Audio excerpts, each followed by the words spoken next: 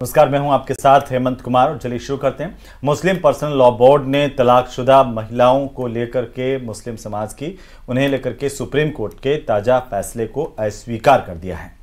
Board ने कहा है कि सर्वोच्च अदालत का फैसला शरीयत में सीधा दखल है। वहीं मुस्लिम समाज में एक वर्ग सुप्रीम कोर्ट के फैसले के साथ खड़ा दिख रहा है और दूसरा इसे इस्लाम का मामला बता रहा है। ये रिपोर्ट देखिए।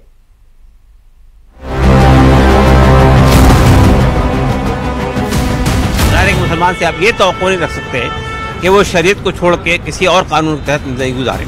ये उस पर ऑब्लिगेटरी है। तलाकशुदा मुस्लिम महिलाओं के गुजारा भत्ते पर सुप्रीम कोर्ट के फैसले पर all India Muslim personal board ने एतराज जताया है। बोर्ड ने फैसले को चुनौती देने की बात कही है। बोर्ड के प्रवक्ता इलियास ने कहा है कि सुप्रीम कोर्ट का फैसला शरिया कानून से टकराता है। All India Muslim personal law board का कहना है कि सुप्रीम कोर्ट के इस फैसले से मुस्लिम महिलाओं की मुश्किलें बढ़ जाएंगी। कि ये फैसला जो है सुप्रीम कोर्ट का इस्लामी कानून यानी कानून शरीयत, जो कि हिंदुस्तान में शरीयत एप्लीकेशन एक्ट के नाम से जाना जाता है, जो शरिया के कानून पर बेस्ड है, ये उससे कन्फ्लिक्ट करता है। उससे शादी में आप रिश्तों पे, शादी ब्याह के मामला पे अगर गौर करेंगे तो आप महसूस करेंगे ये in the interest of women नहीं है, बल्कि हम महसूस करते हैं कि औरतों के लिए ये एक मुसीबत बन जाएगा फैसला। इधर मुस्लिम पर्सनल लॉ बोर्ड के फैसले पर कुछ मुस्लिम धर्मगुरुओं का कहना है कि मुस्लिम पर्सनल लॉ बोर्ड को ऐसे मामलों में जल्दबाजी नहीं करनी चाहिए। मुस्लिम पर्सनल लॉ बोर्ड जो है वो ये चाहता है कि सारे कानून जो है शरई वो सिर्फ मर्दों के लिए सही है, मर्दों के ऊपर लागू होने चाहिए, औरतों को जो है बिल्कुल उसमें दबा कर रखना चाहिए। या तो मुस्लिम पर्सनल लॉ बोर्ड मुकम्मल तौर पर शरीयत पर अमल करें या फिर इंसानियत के लिए जो देश का कानून है उस पर अमल करें। मुस्लिम पर्सनल लॉ बोर्ड का कहना है कि सुप्रीम कोर्ट का फैसला धार्मिक आजादी के खिलाफ है। वहीं इस मामले पर बीजेपी नेता मुख्तार अब्बास नकवी ने कहा कि देश संविधान से चलेगा, न कि शरिया से। जब संविधान ने समानता की बात करी है, उसमें किसी एक मजहब की बात तो है नहीं, सभी मजहब की बात है। अब आप उसको जो है वो कम्युनल कलर देने की कोशिश कर रहे हैं, तो ये देश, ये मुल्क जो है वो संविधान से चलेगा। मुस्लिम महिलाओं का कहना है कि शरीयत के तहत गुजारा भत्ता नहीं मिल सकता। सुप्रीम कोर्ट के फैसले से उन महिलाओं को सहारा मिल सकता है जिसका दुनिया में कोई नहीं है। मुस्लिम महिलाओं को मुस्लिम समाज जो है शरिया को ज्यादा मानती है और वो आखिरी तक मानते रहेंगे। लेकिन हाँ, अगर सुप्रीम कोर्ट ऐसा आदेश दे रही है तो ये उन महिलाओं के लिए बेहतर हो सकता है जिनका कोई सहारा नहीं दुनिया में। ऑल इंडिया पर्सनल बोर्ड के सदस्य कमाल फारूकी का कहना है कि सुप्रीम कोर्ट कभी भी फाइनल अथॉरिटी नहीं रही है। सुप्रीम कोर्ट के अंदर भी दोबारा चैलेंजेस करने के मौके मिलते हैं। कि सुप्रीम कोर्ट कभी भी फाइनल अथॉरिटी नहीं रही है। सुप्रीम कोर्ट के बाद सुप्रीम कोर्ट के अंदर ही फिर दोबारा भी उसको चैलेंजेस करने के मौके मिलते हैं।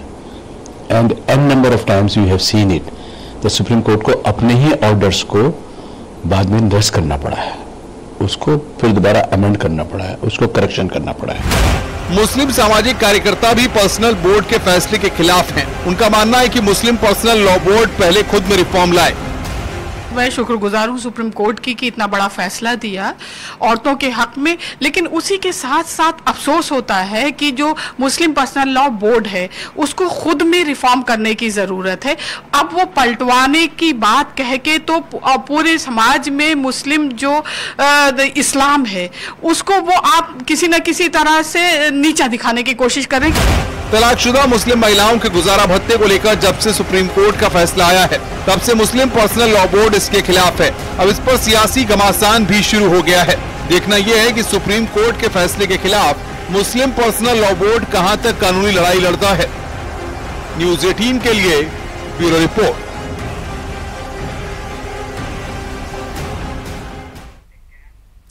भ्रम की सियासत, भड़काऊ बयान, हिंसक बयानबाजी कैसे जानलेवा साबित हो सकती है, इसका जीता जागता अमेरिका में पूरी दुनिया ने देखा है एग्जाम्पल। तो ट्रंप जीत गए तो अमेरिका का लोकतंत्र खतरे में पड़ जाएगा। ट्रंप जीत गए तो अमेरिका में आखिरी चुनाव होगा और ट्रंप जीत गए तो संविधान खत्म हो जाएगा। ट्रंप के खिलाफ उनके विरोधी पार्टी ये पूरा एक नैरेटिव बना रही थी और इसी बीच उन पर जानलेवा हमला हो गया। देश में हुई इस घटना पर देसी सियासत गर्मा गई। बीजेपी ने कहा भारत में भी विपक्ष पीएम मोदी और बीजेपी के खिलाफ ऐसा ही नैरेटिव बनाने में जुटा है, बल्कि यहां तो ये तक कहा जा चुका है कि देश के युवा प्रधानमंत्री को डंडे मारेंगे। तो दूसरी तरफ कांग्रेस ये कह रही है कि नफरत की सियासत भारतीय जनता पार्टी करती है। लेकिन बड़ा सवाल अब यह है कि क्या भ्रम की सियासत और उकसाने वाले बयान नेताओं की सुरक्षा के लिए खतरनाक हो सकते हैं? रिपोर्ट देखिए।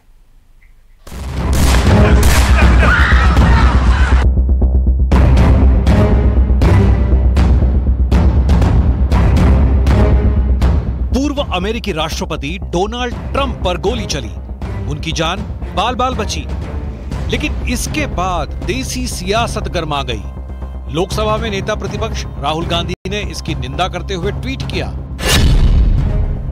मैं पूर्व अमेरिकी राष्ट्रपति डोनाल्ड ट्रंप पर हुए जानलेवा हमले से बहुत चिंतित हूं। इसके बाद बीजेपी आईटी सेल के चीफ अमित मालविया ने राहुल गांधी पर जोरदार वार करते हुए लिखा, ये पाखंड है। तीसरी बार असफल राहुल गांधी ने प्रधानमंत्री मोदी के खिलाफ हिंसा को बढ़ावा दिया है। देश ये कैसे भूल सकता है कि तत्कालीन कांग्रेस राज में पंजाब पुलिस ने जानबूझकर प्रधानमंत्री की सुरक्षा से समझौता किया था, जब उनके काफिले को फ्लाईओवर पर फंसा दिया गया था। इस ट्वीट के साथ अमित मालवीय ने राहुल गांधी के कुछ पुराने बयान भी ट्वीट किए। ये जो नरेंद्र मोदी अभी भाषण दे रहा है, मैं आपको बता रहा हूं 6 महीने बाद, 7-8 महीने बाद ये घर से नहीं निकल पाएगा। हिंदुस्तान के युवा इसको ऐसा डंडा मारेंगे, इसको समझा देंगे। लगभग 600% जो हमारे यहाँ पर नेताओं की स्पीच है, हेट स्पीच, वो बढ़ गई हैं और उसमें मैक्सिमम लोग बीजेपी के लोग हैं। जब देश के प्रधानमंत्री सारा दिन हिंदू मुसलमान, मुजरा, मंगलसूत्र, भैंस और ज्यादा बच्चे वाले इन चीजों पर वोट मांगते हो। बीजेपी का आरोप है कि जैसे भारत में ये भ्रम फैलाया जा रहा है कि संविधान खतरे में है, ठीक ऐसा ही दुष्प्रचार अमेरिका में डोनाल्ड ट्रंप के खिलाफ हो रहा है, जिसके बाद उन पर जानलेवा हमला हुआ। But we have people in this country who are dedicated to telling half the country that if Donald Trump wins an election, the country will end, the Constitution will go away, and so on and so forth. उधर BJP पर पलटवार करते हुए कांग्रेस के पवन खेड़ा ने कहा, नेताओं की सुरक्षा के मुद्दे पर सस्ती सियासत नहीं होनी चाहिए। तो वहीं दिल्ली में बन रहे केदारनाथ मंदिर पर मचे बवाल के बीच मुख्यमंत्री पुष्कर सिंह धामी ने सोमवार को कड़े शब्दों में यह संदेश दिया कि केदारनाथ के बहाने समाज में गलतफहमी पैदा करने की कोशिश नहीं की जाए।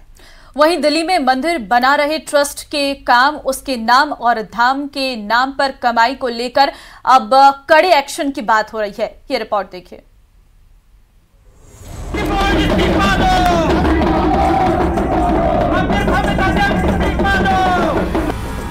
दिल्ली में केदारनाथ मंदिर का भूमि पूजन क्या हुआ, उत्तराखंड में सियासी मुद्दा बन गया।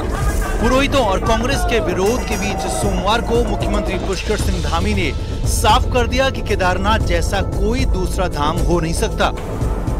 केदारनाथ धाम चूंकि हमारा जो ज्योतिर्लिंग है उसका स्थान एक ही है, दूसरे स्थान पर धाम नहीं हो सकता है। प्रतीकात्मक रूप से मंदिर चूंकि अनेक स्थानों पर बने हैं, ऐसे स्थानों पर मंदिर बनते रहे, लेकिन मूल स्थान जो है ज्योतिर्लिंग हमारा उत्तराखंड के अंदर ही है, दूसरे स्थान पर धाम नहीं हो सकता। मुख्यमंत्री ने केदारनाथ पर अपनी बात कह दी, लेकिन ये मसला शांत होता नहीं दिखता। दरअसल सवाल दिल्ली में मंदिर बनाने वाले ट्रस्ट के नाम और काम पर उठ रहे हैं। 10 जुलाई को दिल्ली में मंदिर के भूमि पूजन का ये इनविटेशन कार्ड देखिए। कार्ड में साफ साफ लिखा है कि श्री केदारनाथ धाम भूमि पूजन समारोह। तो कार्ड में आयोजकों के आगे लिखा है श्री केदारनाथ धाम ट्रस्ट दिल्ली। वहीं भगवान शिव के साथ केदारनाथ मंदिर का फोटो भी इसमें लगा हुआ है। वहीं कार्ड के निचले हिस्से में बार कोड भी बना है, जिसमें कोई भी ट्रस्ट को दान दक्षिणा दे सकता है। हमने भी बार कोड स्कैन किया और 10 रुपए ट्रस्ट को ऑनलाइन ट्रांसफर किए, तो पेमेंट के बाद यहाँ से श्री केदारनाथ धाम दिल्ली ट्रस्ट लिखा हुआ आया। बद्रीनाथ और केदारनाथ मंदिर का मैनेजमेंट देखने वाली बद्री केदार मंदिर समिति अब केदारनाथ धाम के दुरुपयोग पर कार्रवाई की बात कह रही है। हमारे पास कतिपय ऐसी भी शिकायतें आई है कि कुछ व्यक्तियों द्वारा केदारनाथ अथवा बद्रीनाथ के नाम पे ट्रस्ट अथवा संस्थाएं गठित करके श्रद्धालुओं से दान चंदा एकत्र किया जा रहा है। धर्मशालाओं के निर्माण के नाम पे, हॉस्पिटल के निर्माण के नाम पे, मंदिरों के निर्माण के नाम पे सभी मामलों का हम परीक्षण करा रहे हैं और जो भी निहित प्रावधान होंगे कानून के, उनके तहत हम इसमें कार्रवाई सुनिश्चित करेंगे। साल 2013 की आपदा और 6 बार प्रधानमंत्री मोदी के दौरे ने केदारनाथ धाम को देश दुनिया में धार्मिक टूरिज्म डेस्टिनेशन के तौर पर बड़ी पहचान दिलाई है। इस साल अभी तक केदारनाथ में यात्रियों की संख्या लगातार बढ़ी है। जब केदारनाथ धाम का डंका बज रहा हो तो ऐसे में एक नए मंदिर की स्थापना के पीछे की मंशा के अपने अपने अर्थ निकाले जा रहे हैं। देहरादून से न्यूज़ 18 के लिए दीपांकर भट्ट की रिपोर्ट।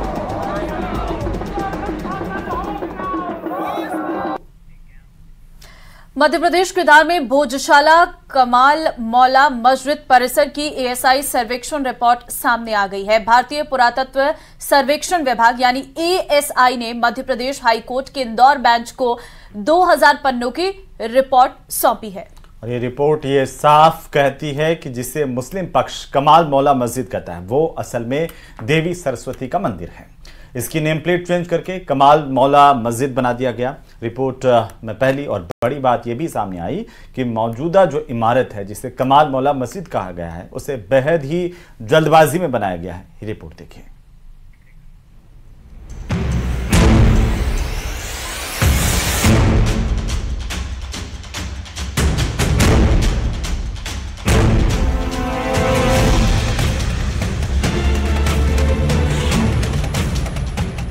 मध्य प्रदेश में धार के भोजशाला कमाल मौला मस्जिद परिसर के सर्वेक्षण की रिपोर्ट भारतीय पुरातत्व ने मध्य प्रदेश हाई कोर्ट की इंदौर बेंच को सौंप दी है।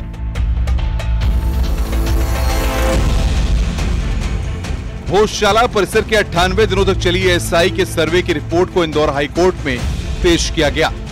2000 से ज्यादा पेज की रिपोर्ट पेश की गई है। अब इंदौर हाई कोर्ट रिपोर्ट की स्टडी करेगी, जिसके बाद 22 जुलाई को इस मामले पर सुनवाई होगी।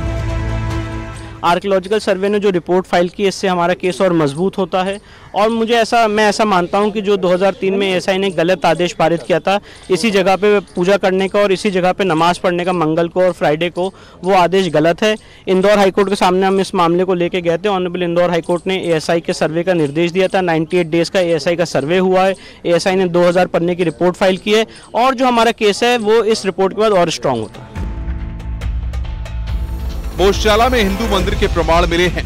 एएसआई की रिपोर्ट में कई बड़े सबूत मिलने का दावा किया गया है। हिंदू देवी देवताओं से जुड़े कई सबूत मिलने का दावा। खुदाई में निकली ब्रह्मा, गणेश, हनुमान की मूर्तियां, कछुआ कमल के शिलालेख मिलने का दावा। ये बात आज रिपोर्ट से साबित हो गई है, प्रमाणित अच्छी तरह हो गई है। कोई इसको काट नहीं सकता कि वहाँ पहले हिंदू मंदिर था और वेद शास्त्र, संस्कृत, धार्मिक शिक्षा के पठन पाठन का कार्य वहाँ होता था। रिपोर्ट में कई चौंकाने वाली बातें सामने आई हैं। जैसे पहली और बड़ी बात यह है कि मौजूदा इमारत जल्दबाजी में बनाई गई थी। दूसरी बड़ी बात यह है कि पुरानी इमारत की छवियों को काटकर नई इमारत में लगाया गया। रिपोर्ट में लिखा है कि संस्कृति और प्राकृत में लिखे कई शिलालेखों को दोबारा इमारत में इस्तेमाल किया गया। एएसआई का दावा है कि सबूत इस बात की ओर इशारा कर रहे हैं कि ये परमार काल के शिलालेख हैं।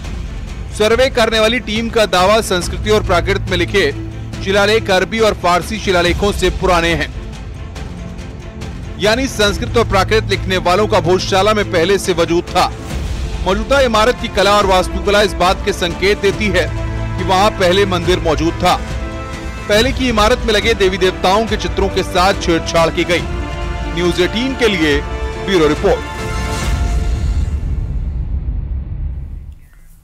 और चलिए अब बात करेंगे झुंझुनू की, जहां पर चनाना गांव में घर में घुस करके फिल्मी स्टाइल में एक विवाहिता का किडनैप किया गया। 2 कारों में सवार होकर के बदमाश आए थे और दबंगों ने आंखों में मिर्च डालकर मारपीट करते हुए विवाहिता को उठा ले गई। ये रिपोर्ट देखिए।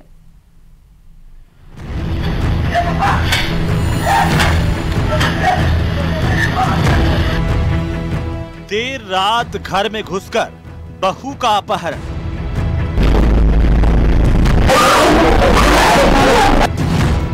दो गाड़ियों में आए, बहू को उठा ले गए।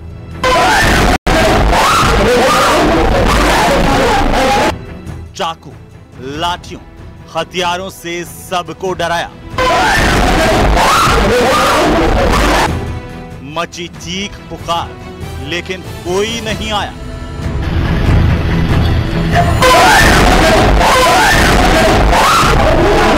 डर, दहशत, खौफ, भय और आतंक, ये सब कुछ इस वीडियो में दिख जाएगा।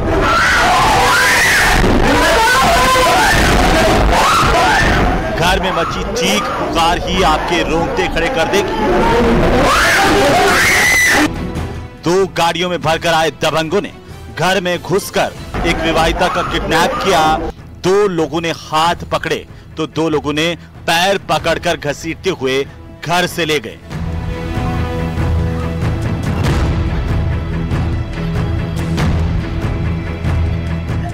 और गाड़ी में डालकर फरार हो गए।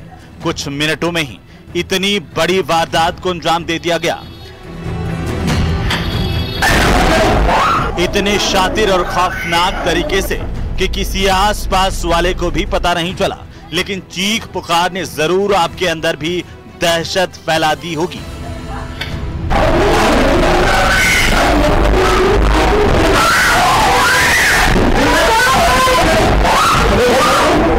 ये तस्वीरें हैं झुंझुनू के चनाना कस्बे की। फिल्मी स्टाइल में दो गाड़ियों में आए दबंगों ने आंखों में मिर्च पाउडर डालकर मारपीट करते हुए विवाहिता का अपहरण कर लिया। अपहरण की वारदात घर के बाहर लगे सीसीटीवी कैमरे में कैद हो गई।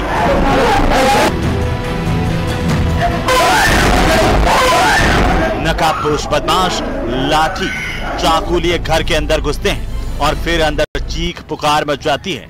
पीड़ित परिवार का यह आरोप है कि रात को ही चनाना चौकी और सुल्ताना थाने में पुलिस से मदद मांगी, लेकिन पुलिस ने कोई सुनवाई नहीं की। दो आदमी थे, दो गाड़ी थी, इनोवा गाड़ी थी, एक काला कलर की थी, एक सफेद कलर की थी, एक दूसरी गली में खड़ी थी, एक सामने खड़ी थी। उसके बाद के अंदर वो हमारी आंखों में मिर्च डाली, फिर मेरे पुत्र को गए आंखों में मिर्च डाली, मेरी औरत की आंखों में मिर्च डाली।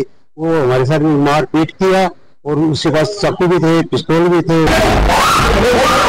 दरअसल ये मामला प्रेम विवाह से जुड़ा हुआ है। पीड़ित परिवार ने लड़की के परिजनों पर अपहरण करके ले जाने के आरोप लगाए हैं। सुल्ताना थाना इलाके के चनाना गांव के जितेंद्र कुमार की नागौर की मोनिका कंवर से सोशल मीडिया पर दोस्ती हुई।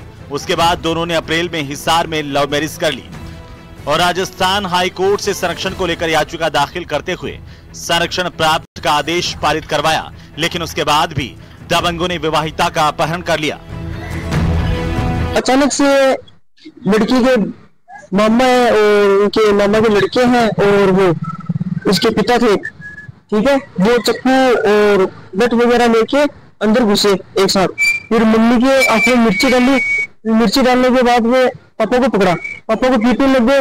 पीटते पीटते वो लोग, मैं बीच में पड़ा ना, पड़ते उसने गन निकाल लिया अंदर से, बोला कि लड़के को उठाएंगे। फिर मैं थोड़ा सा साइड में होने लगा, होते ही मतलब वो लड़की को घसीटा और घसीटते पूरे बाहर तक ले गई। मतलब शादी हुई थी 5 अप्रैल 2024 को।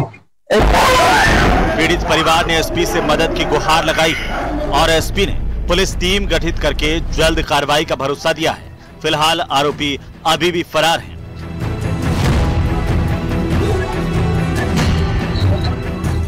झुंझुनू से कृष्ण सिंह शेखावत की रिपोर्ट।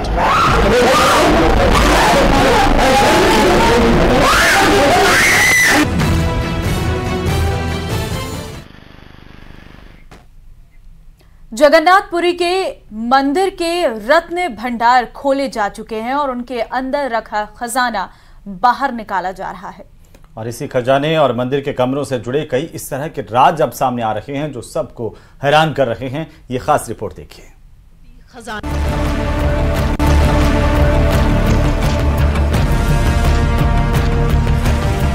पुरी के जगन्नाथ मंदिर का रत्न भंडार खुल चुका है। 46 साल बाद फिर से उन दरवाजों को खोल दिया गया जिसके पीछे रखा था बेशकीमती खजाना। ऐसा कहा जाता है कि जगन्नाथ मंदिर के रत्न भंडार और खजाने की रक्षा सांप करते हैं और रत्न भंडार से अजीबोगरीब आवाजें सुनाई देती हैं। सांपों की बात को लेकर प्रशासन की टीम भी अलर्ट थी। जिस वक्त खजाने के कमरों को खोला जा रहा था तो मौके पर सांप पकड़ने वालों की टीम भी मौजूद थी ताकि किसी भी परिस्थिति से निपटा जा सके, लेकिन ऐसा कुछ नहीं हुआ। अंदर कोई सांप नहीं मिला। रत्न भंडार के 2 कमरे हैं, भीतर भंडार और बाहरी भंडार। बाहरी खजाने में भगवान जगन्नाथ के सोने से बने मुकुट, सोने के 3 हार हैं, जिनमें से हर का वजन 120 तोला है। रिपोर्ट में भगवान जगन्नाथ और बलभद्र के सोने से बने श्रीभुजा और श्री पयार का भी जिक्र किया गया है। जो खजाना भीतर यानी कि अंदर के कक्ष में था, उसमें करीब 74 सोने के आभूषण हैं, जिनमें से हर का वजन 100 तोले से ज्यादा है। सोने, हीरे, मूंगा और मोतियों से बनी प्लेटें हैं। इसके अलावा 140 से ज्यादा चांदी के आभूषण भी खजाने में रखे हुए हैं। इस खजाने को रखने के लिए सागवान की लकड़ी के बने 6 संदूक मंदिर में लाए गए हैं। इन संदूकों की खास बात यह है कि इनमें अंदर की ओर पीतल की परत लगाई गई है ताकि खजाने को किसी तरह का कोई नुकसान ना हो। अब यहाँ मिले खजाने की गिनती की जाएगी। हम आपको बताते हैं कि इस बेशकीमती खजाने की सूची कैसे बनाई जाएगी। सबसे पहले संदूकों में रखे सारे सामान गिने जाएंगे, फिर उनका वजन तौला जाएगा ताकि इनकी कीमत का सही अंदाजा लगाया जा सके। फिर एक एक्सपर्ट की टीम ये पता लगाने की कोशिश करेगी कि खजाने के सामान को कब बनाया गया था, इनके निर्माण का वक्त क्या था। इसके बाद ज्वेलर्स खजाने की वैल्यूएशन करेंगे। इस सारे सामान की डिजिटल लिस्ट भी तैयार की जाएगी। यानी खजाने को लेकर ऐसे कई राज हैं जो अभी सामने आने बाकी हैं। Bureau report, news 18। और चलिए न्यूज़ 18 प्राइम में फिलहाल खबरों का सिलसिला यहीं थमता है और आप देखते रहिए न्यूज़ 18।